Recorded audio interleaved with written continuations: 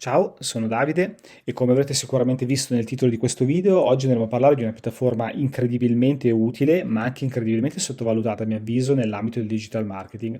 E stiamo parlando ovviamente, da come state vedendo, di Wikipedia. È una piattaforma che per qualcuno è sicuramente un piccolo oracolo digitale tascabile, nel senso che molto spesso ci toglie d'impaccio da diverse situazioni, sia in ambito lavorativo ma anche in ambito sociale, perché molto spesso può capitare di avere delle piccole dispute magari con amici, parenti, conoscenti o il proprio partner, e dove magari non ci ricordiamo la data di un particolare evento storico, o magari abbiamo un dubbio su quale ingrediente vada in una certa ricetta, o ancora magari ci serve sapere la data di nascita di un personaggio famoso. Ecco, in questo ambito possiamo dire che Wikipedia svolge un po' da arbitro e aiuta un po' a sancire in maniera ufficiale chi è il vincitore della contesa. Però in realtà possiamo anche dire che le persone utilizzano Wikipedia come enciclopedia, quindi l'enciclopedia ci aiuta anche nell'approfondire un determinato tema, non solo togliersi i dubbi, una fonte preziosa di informazioni. E in effetti in quest'ottica possiamo quindi rivalutare Wikipedia e possiamo cominciare a immaginarlo veramente come uno strumento utile di digital marketing. Se noi andiamo a vedere ad esempio quali sono i volumi di traffico che genera questo sito internet, e per questo ci avvaliamo di questa bellissima ricerca fatta da SEMrush in cui vengono mostrati 100 siti web più visitati in Italia nel 2022, possiamo vedere che, ecco, vediamo che la ricerca è stata fatta nel settembre, quindi pochi mesi fa, quindi estremamente recente. Possiamo vedere che dietro ai tre colossi, Google, YouTube, sempre ovviamente della famiglia di Google, e Facebook, abbiamo in quarta posizione proprio Wikipedia, che con un totale di 272 milioni di visite mensili si posiziona al di poco di sotto di Facebook, che ovviamente è riconosciuto come un super colosso e un super aggregatore di dati, di informazioni degli utenti. Una cosa sicuramente interessante, al di là del numero di pagine per visita e del tempo medio sul sito, si parla comunque di oltre 11 minuti, è interessante notare che al di sotto troviamo degli altri siti veramente grossi e importanti in Italia. Abbiamo testate come La Repubblica, Gazzetta, ANSA, Corriere, fino ad arrivare poi in nona posizione ad Amazon, un altro super colosso nel mondo del digital marketing. Beh, uno potrebbe dire, beh, forse hai ragione Davide, sicuramente Wikipedia è un aggregatore di informazioni, però non abbiamo poi degli strumenti che ci possano permettere effettivamente di indagare quali sono questi trend. Al contrario, magari delle tre voci che vediamo al di sopra, Google, YouTube, Facebook, hanno degli strumenti sia nativi o anche esterni che ci possono aiutare a indagare sulle volontà di ricerca, le volontà di approfondimento degli utenti su queste piattaforme. Però in questo caso, ed è proprio il motivo per cui sto facendo questo video, c'è uno strumento che in realtà ci permette di fare un'indagine e di scoprire delle cose estremamente interessanti su Wikipedia.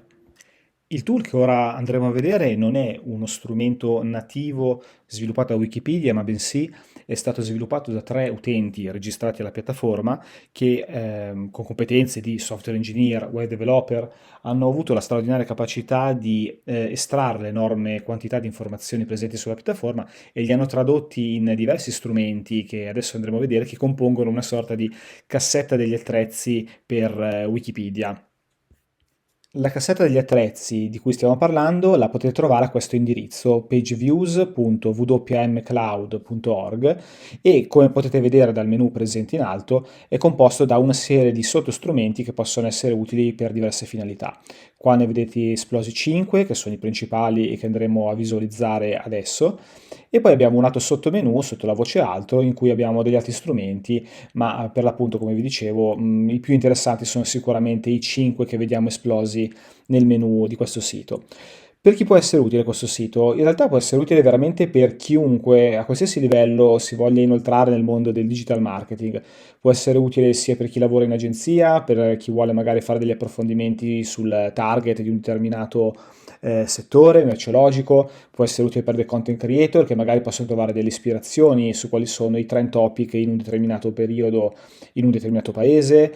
Insomma, veramente chiunque può accedere e trovare qualcosa di interessante su questo sito.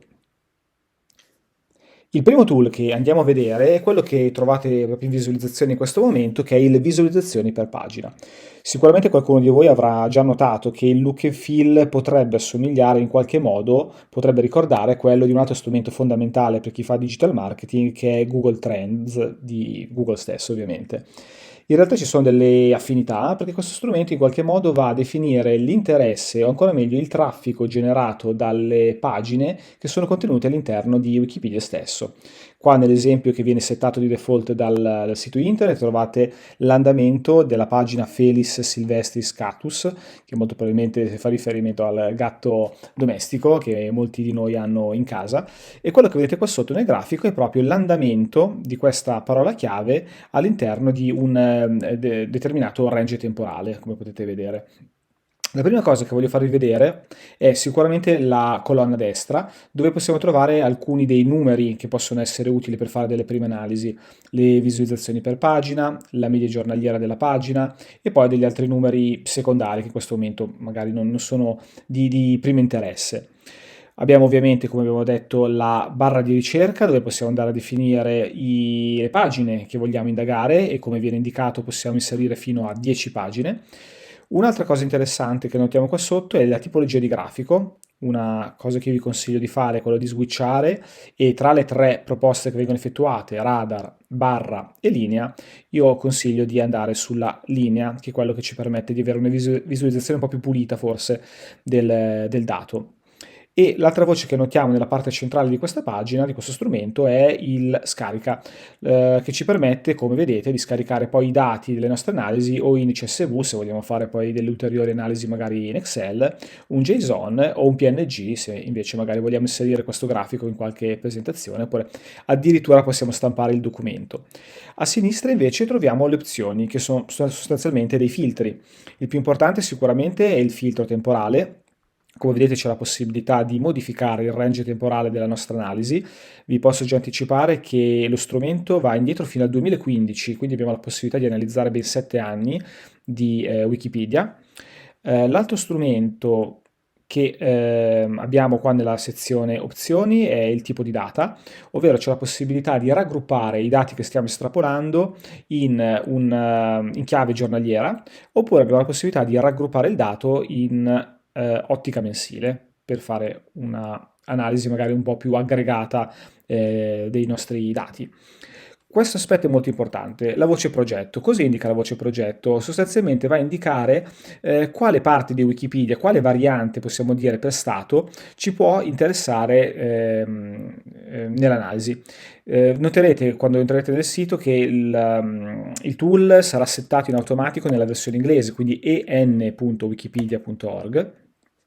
Però se noi vogliamo fare un'analisi della sezione italiana di Wikipedia sarà fondamentale avere sempre questa voce settata su it.wikipedia.org, così in questo modo andremo a lavorare solo sulla sezione italiana per l'appunto della piattaforma. Abbiamo poi degli altri filtri, abbiamo il filtro piattaforma che ci permette di filtrare eventualmente i dati solo per le versioni desktop, la versione dell'applicazione mobile o del web mobile.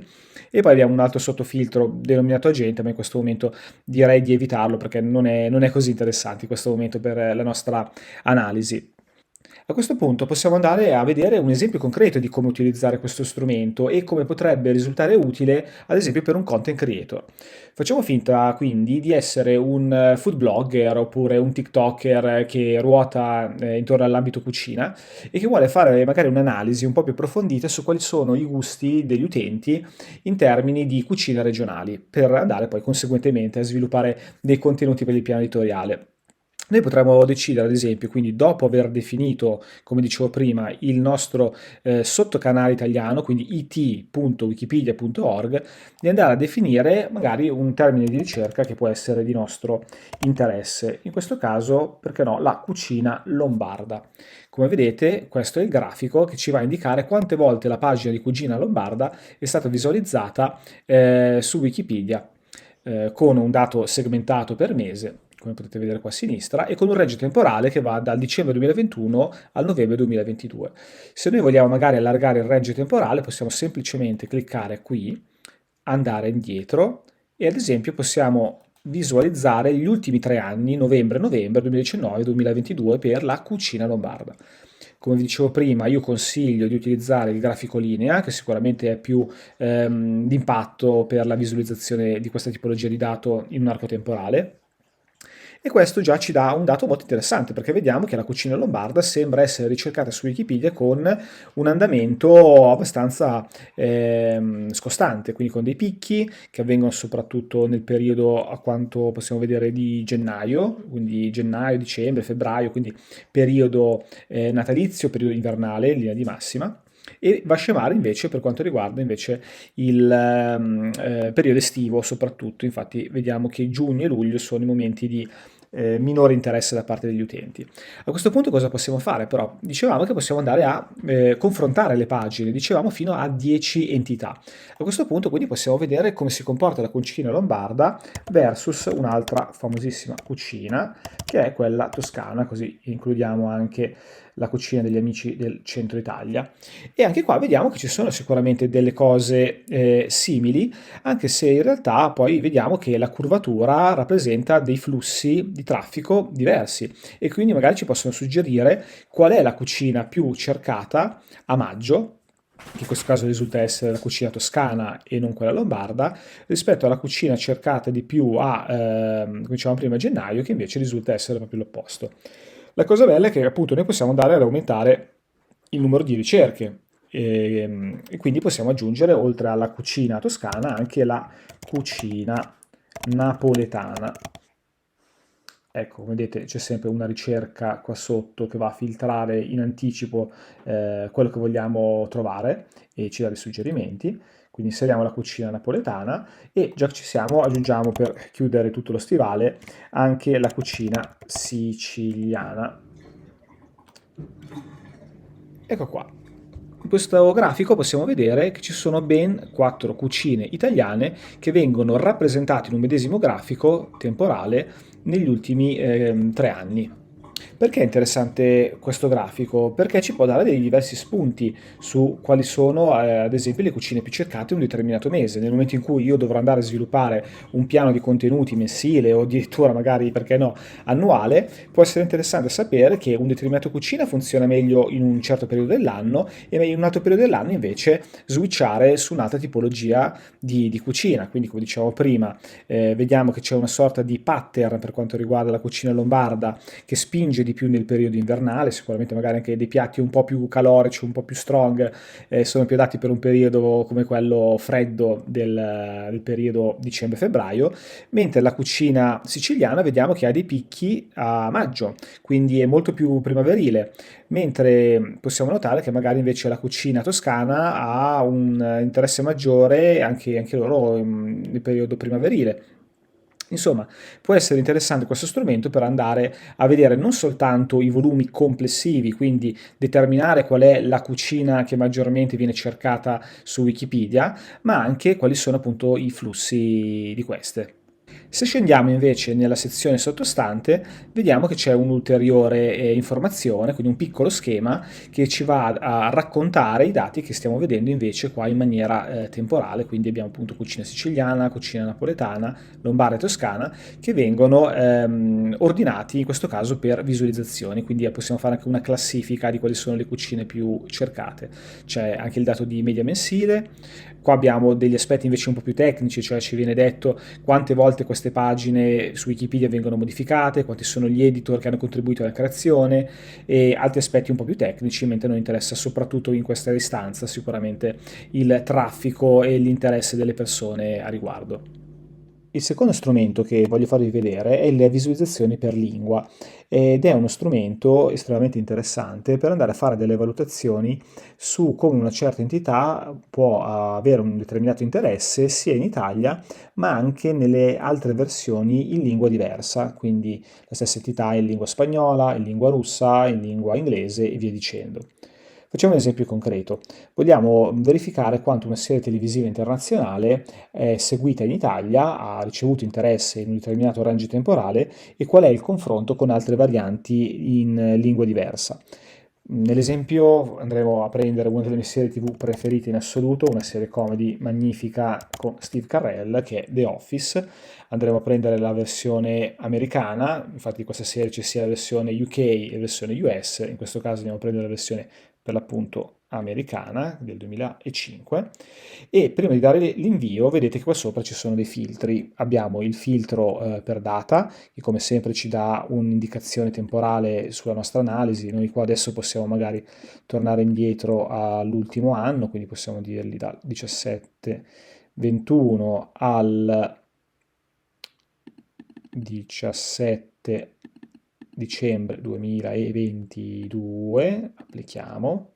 Perfetto. Abbiamo gli stessi filtri che abbiamo trovato precedentemente, io qua vi consiglio di lasciare tutto com'è, quindi con it.wikipedia.org, piattaforma tutto, agente utente. Adesso che abbiamo settato il tutto, gli diamo l'invio ed ecco cosa otteniamo. Ci viene indicato un elenco in cui è presente la lista di tutte le varianti sulla pagina The Office su Wikipedia nelle diverse varianti di lingua. Che cosa notiamo? Notiamo che nell'ultimo anno la pagina di The Office in inglese è sicuramente quella che ha ricevuto il maggior numero di visualizzazioni per pagina e anche come media giornaliera quella che ha avuto il maggiore seguito.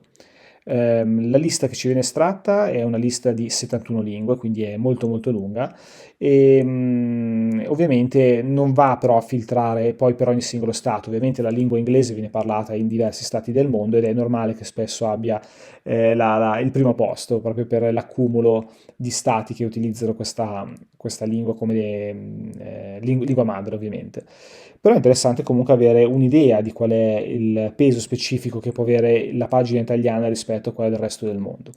Abbiamo poi la versione tedesca che si posiziona al secondo posto con 709.000 visualizzazioni per pagina, la versione spagnola con quasi 600.000 visualizzazioni e la versione italiana che incredibilmente è a 550.000. Perché incredibilmente? Perché la lingua italiana, come sappiamo, viene utilizzata sicuramente in un numero molto più ridotto rispetto a quelli che parlano la lingua spagnola, che è una lingua presente in molti più stati. E quindi il fatto che ci sia un gap così stretto tra questi due numeri sicuramente ci dà l'indicazione di quanto questa serie piace in Italia. Per verificare poi nel dettaglio quanto può essere interessante per le persone questa serie nell'arco temporale, ovviamente possiamo ritornare nel nostro visualizzazioni per pagina che abbiamo visto prima in modo da verificare effettivamente quali sono i flussi per questa pagina. Però come vedete è molto molto molto interessante vedere anche quali sono i principali paesi o quantomeno le principali lingue che si posizionano nel ranking di questa speciale classifica. Il terzo strumento che vi voglio mostrare, che trovate qua appunto in alto nel menu, è il pagine più visualizzate. Come potete intuire dal nome è uno strumento un po' più immediato degli altri due e ci va a raccontare molto semplicemente quali sono i trend topic che maggiormente hanno avuto un interesse in un determinato arco temporale su Wikipedia.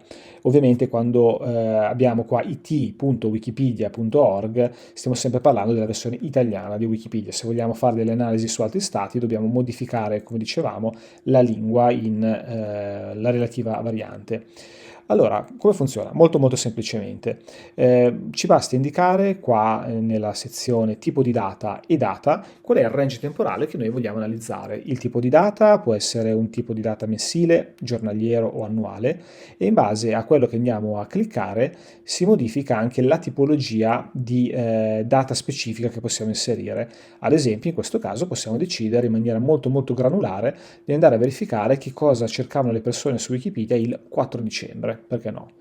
E vediamo che ad esempio Elish Lane è stata la query più cercata su Wikipedia, seguito da Pelé, Mbappé e dalla serie Mercoledì di Netflix.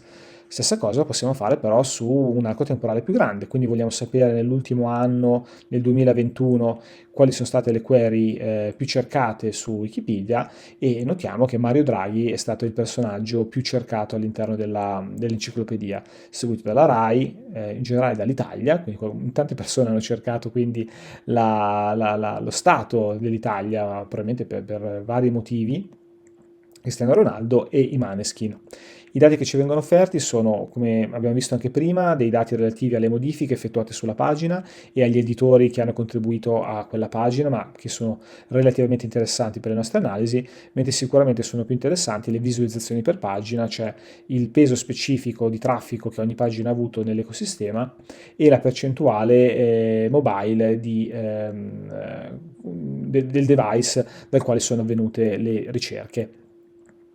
Uno strumento interessante di questo pagine più visualizzate è, come abbiamo visto anche prima, anche lo scarica, quindi c'è la possibilità di estrarre tutto quanto in CSV o un JSON per fare poi delle ulteriori analisi all'interno di altri strumenti come Excel, molto, molto banalmente.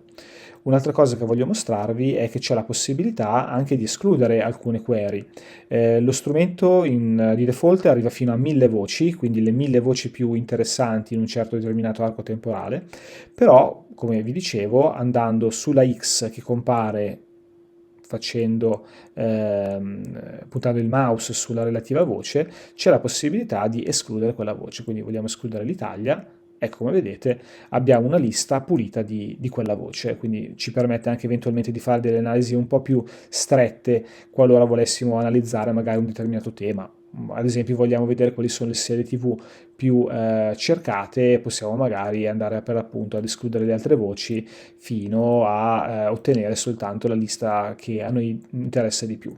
L'altro strumento che volevo mostrarvi di questo pagine più visualizzate è la ricerca, quindi c'è anche la possibilità di avere un motore di ricerca interno al tool in modo da vedere una determinata voce. Facciamo finta, vogliamo vedere se per caso il re Carlo d'Inghilterra è stato cercato in questo periodo, vediamo, in questo caso no, però magari vogliamo verificare se è stato cercato, non lo so, un personaggio famoso come potrebbe essere Amadeus. Sì, per esempio sappiamo che Amadeus, conduttore televisivo, famoso soprattutto negli ultimi anni per Sanremo, è stato cercato o quantomeno ha avuto un traffico sulla sua pagina per oltre 500.000 di visite, quindi sicuramente è stato uno dei trend topic del 2021. Perché questo strumento è così interessante? Beh, sicuramente sapere quali sono i trend topic in un certo paese può essere incredibilmente utile proprio per andare a intercettare gli interessi delle persone e andare a sviluppare poi dei contenuti che magari possono andare a incrociare questi interessi per renderli più rilevanti per la nostra audience. Il quarto strumento che voglio mostrarvi è le visualizzazioni per sito. Si tratta dello strumento forse meno interessante dei 5, quindi andremo molto veloce su questo. È uno strumento che ci permette di fare un confronto del totale delle visualizzazioni di pagina di una determinata lingua di Wikipedia rispetto a delle altre varianti di un'altra lingua. Magari facciamo un esempio che rende il tutto molto più semplice. Se noi andiamo a inserire in questa barra il progetto it.wikipedia.org, quindi la versione italiana, il raggruppamento di tutte le pagine italiane di Wikipedia, ecco che abbiamo un grafico che ci dà quindi un'overview complessiva dell'andamento temporale negli ultimi 60 giorni. Qua come sempre abbiamo le ormai consueti filtri, quindi le date, tipologie di date, la metrica, eccetera. Qua a destra, come potete vedere, abbiamo alcuni dati utili per andare a fare un ulteriore approfondimento. Ad esempio sappiamo le visualizzazioni per pagina complessive avvenute negli ultimi 60 giorni su Wikipedia Italia, la media giornaliera di pagine visualizzate, quindi di traffico nella Wikipedia italiano, oppure altre statistiche come ad esempio il numero complessivo di pagine presenti in questa sezione italiana, oppure il numero di voci presenti all'interno. Quindi noi sappiamo che in questo momento su Wikipedia esistono oltre 1.780.000 voci nell'enciclopedia del sito. E poi abbiamo altri dati come le modifiche effettuate, le immagini, gli utenti, eccetera, però questi magari sono un pochino meno interessanti. Quello che noi possiamo fare, come dicevo prima, è inserire oltre alla variante italiana fino ad altre 9 varianti. Quindi possiamo per esempio aggiungere la variante francese, quindi mettendo fr col prefisso che indica per l'appunto Francia.wikipedia.org e andare a verificare le differenze che intercorrono nell'arco temporale tra queste due varianti per lingua e così via. Quindi potremmo aggiungere ad esempio la variante tedesca, quindi DE, che è solitamente il prefisso che indica la Germania, es.wikipedia.org, o ancora potremmo andare a inserire ad esempio la variante spagnola, quindi es.wikipedia.org. Come vedete ci sono diversi grafici, diverse linee di grafico che vanno a mostrarci nell'arco del tempo quali sono i volumi delle diverse sezioni. Un'altra cosa utile che si può fare è andare nella sezione, nella funzionalità tipi di grafico, e rispetto ad altri strumenti che abbiamo visto fino adesso c'è la possibilità di utilizzare anche i grafici a torta, che sono molto utili per questa tipologia di dato. Quindi se noi andiamo a indicare la torta possiamo vedere in un colpo d'occhio qual è la ripartizione del traffico per queste quattro voci suddivise in base al loro peso specifico. L'Italia, come vediamo, ha un peso più piccolo rispetto alle altre tre, che invece più o meno si equivalgono. I dati che vedete sulla destra, una volta che abbiamo aggiunto altre voci, sono cumulativi, quindi questa è un po' la somma di tutte le voci, le pagine, il traffico che queste quattro sezioni generano all'interno di Wikipedia nel suo complesso. Se invece scendiamo qua sotto, vedete che, come abbiamo visto anche per altri strumenti, c'è questa bellissima tabellina riassuntiva che ci permette di vedere in maniera più sintetizzata i dati principali, quindi le visualizzazioni, la media giornaliera, le pagine e via dicendo, e cliccando su una di queste voci c'è la possibilità di fare poi un ordering, quindi di selezionare dal più grande al più piccolo, oppure dal più piccolo al più grande per ognuna di queste sottosezioni. Quindi questo è lo strumento visualizzazione per sito che ci permette, come per le altre sezioni, di scaricare comunque i dati, quindi con un CSV, un JSON, un PNG. Il quinto e ultimo strumento che andremo a vedere è invece probabilmente il più interessante insieme alle visualizzazioni per pagina, probabilmente, ed è il visualizzazione di massa. Questo strumento è estremamente utile per fare degli approfondimenti su una determinata categoria.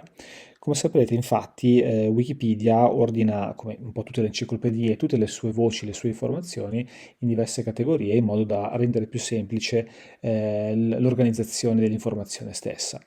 Per fare un esempio concreto, se noi abbiamo la categoria frutta, all'interno della categoria ci saranno poi delle altre voci molto più verticali, quindi avremo la pagina della mela, la pagina della banana, del kiwi, del melone e via dicendo. Ed è possibile anche che queste pagine, oltre ad essere figlie della pagina madre frutta, siano a loro volta anche madri di altre sottocategorie. Quindi questa organizzazione ad albero è estremamente utile per partire da un concetto più ampio e scendere poi verso qualcosa di più granulare. Ecco, questo strumento ci aiuta proprio a fare degli approfondimenti e a scoprire, a partire da una categoria madre, quali sono le pagine figlie che possono essere visualizzate dagli utenti. Ecco, quindi come potete capire è molto utile da utilizzare in combinazione proprio con le visualizzazioni per pagina. E adesso vi mostro un esempio concreto. Riprendiamo l'esempio visto precedentemente di un food blogger o content creator che ha fatto un'analisi per verificare quali sono le cucine regionali più seguite, più cercate su Wikipedia in Italia, e abbiamo scoperto che in un certo periodo la cucina toscana è quella più amata. Bene, a questo punto decidiamo che per quel mese andremo a focalizzarci soprattutto su delle ricette toscane, ma vogliamo sapere magari più nello specifico quali sono le ricette che vogliamo magari portare sul nostro blog, sul nostro canale social. Ecco, benissimo, questo strumento ci permette di fare questo. Come funziona? Allora, sicuramente ci sono i soliti filtri, quindi adesso non ripercorremo per l'ennesima volta la data, la piattaforma e la gente, ormai avete capito sicuramente come funziona. La parte invece un pochino leggermente più complessa, ma fino a un certo punto, adesso la sorpasseremo facilmente, è la questione sorgente. Ecco, vedete infatti che in questa voce c'è la possibilità di inserire la categoria madre che vogliamo analizzare in più in profondità. Vedete che qua di default viene settata una chiave di ricerca composta da HTTPS, poi il consueto en.wikipedia.org, quindi la versione in inglese di Wikipedia, /wiki, e poi /category, due punti, e poi il nome di una categoria. In questo esempio viene settato Hip Hop Groups from New York City. Ecco, come avete sicuramente intuito, in questa barra di ricerca va inserita per l'appunto la categoria di Wikipedia. Il fatto è che noi non abbiamo la certezza sempre di sapere l'esatta nomenclatura delle categorie di Wikipedia ed è per questo motivo che ci dobbiamo aiutare con un altro strumento presente in Wikipedia stesso che ci permette proprio di identificare le diverse categorie presenti nell'enciclopedia. Lo strumento quindi è il seguente. Cliccando su it.wikipedia.org/wiki/speciale due punti categorie, in ogni caso non preoccupatevi, lascerò anche in questo caso il link in descrizione a questo video, c'è la possibilità di accedere a questo motore di ricerca interno di Wikipedia che ci permette di estrarre la categoria che più ci interessa. Quindi nel caso specifico andiamo a cercare per l'appunto la nostra cucina toscana. Vedete che man mano che io digito la query che sto cercando, nei suggerimenti compaiono per l'appunto le voci correlate. Cliccando su cucina toscana e cliccando su mostra, vedete che il motore di ricerca interno ci dà diverse opzioni. Noi ovviamente cliccheremo su cucina toscana che è composta da ben 165 elementi. Quindi questa è la pagina della categoria di cucina toscana. Se voi vedete qua sotto ci sono ordinate le sottocategorie collegate a questa voce. Quindi abbiamo cibo di strada toscano, la cucina fiorentina, la livornese, la via Reggina, i dolci toscani, i formaggi toscani, via dicendo. Oppure i nomi delle ricette, quindi l'anguilla col vino, l'anguilla marinata, oppure gli ingredienti come ad esempio la bottarga, oppure il caciucco come ricetta, oppure potremmo trovare il Chianti classico, insomma di tutto e di più collegato a questa cucina. Volendo, se noi andiamo a cliccare su una delle sottocategorie, ad esempio proviamo a cliccare sui dolci toscani, vedete che a loro volta queste voci risultano essere madri di altre pagine nuovamente. Quindi nel caso specifico, nella sottocategoria dolci toscani, troviamo tutti i dolci tipici di questa regione, quindi il classico pan pepato, il panforte ad esempio, i ricciarelli, insomma, come avete capito c'è questa struttura ad albero che ci permette di andare più in dettaglio sulle singole sottocategorie. Che cosa dobbiamo fare noi quindi per utilizzare il nostro strumento? Torniamo indietro.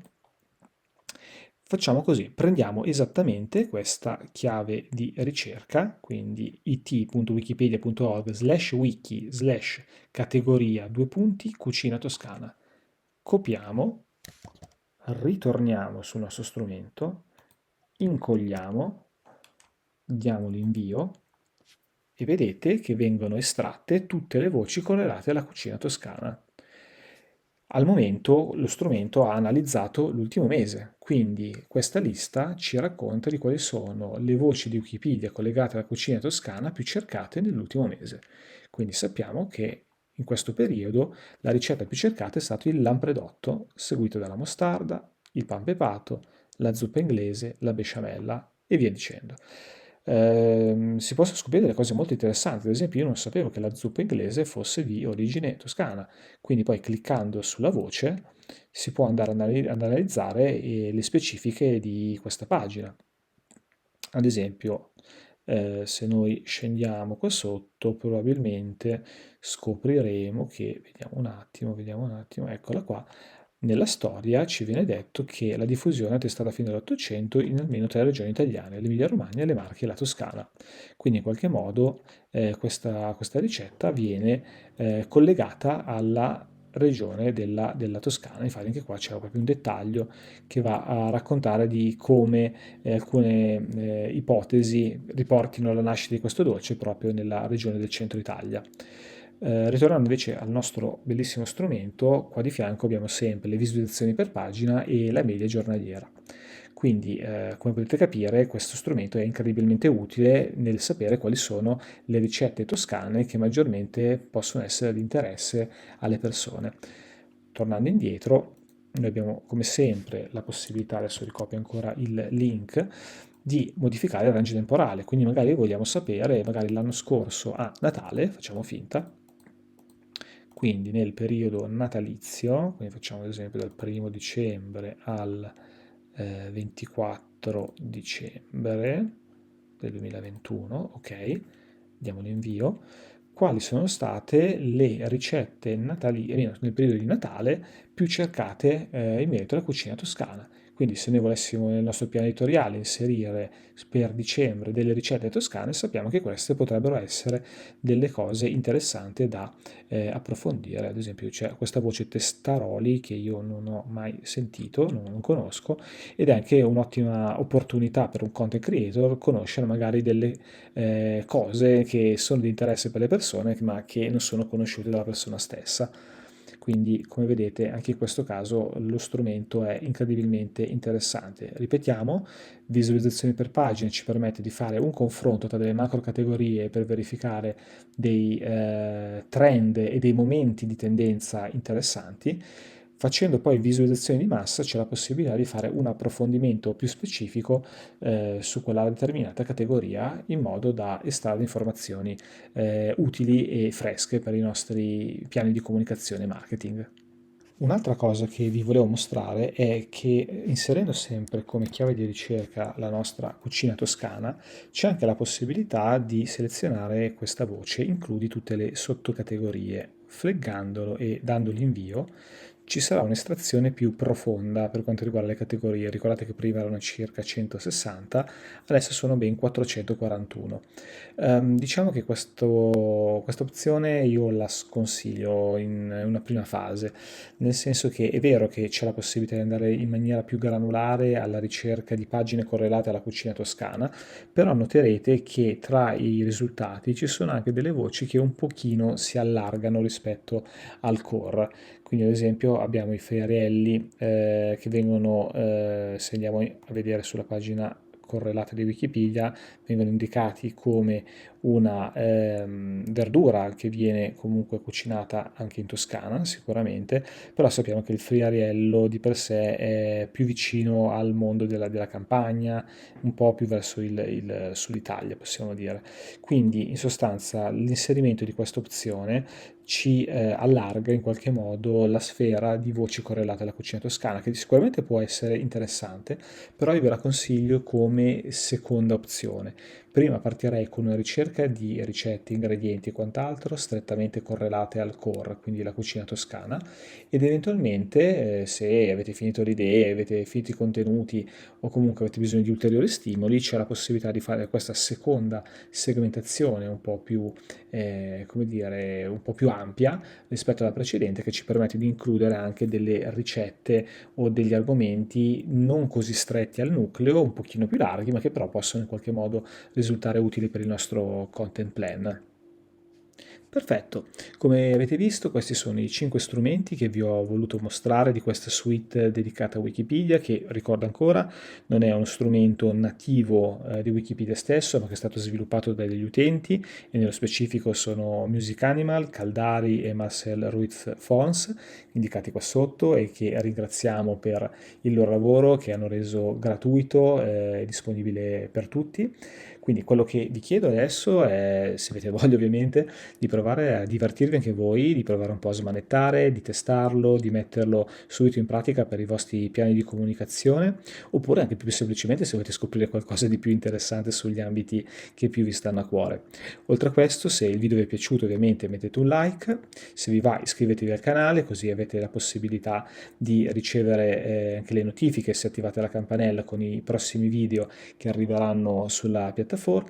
E per il momento io vi ringrazio innanzitutto, fatemi sapere nei commenti se avete delle domande, dubbi o volete degli approfondimenti su questo o altre tematiche e nuovamente vi ringrazio per la vostra attenzione e ci rivediamo in un prossimo video. Ciao ciao!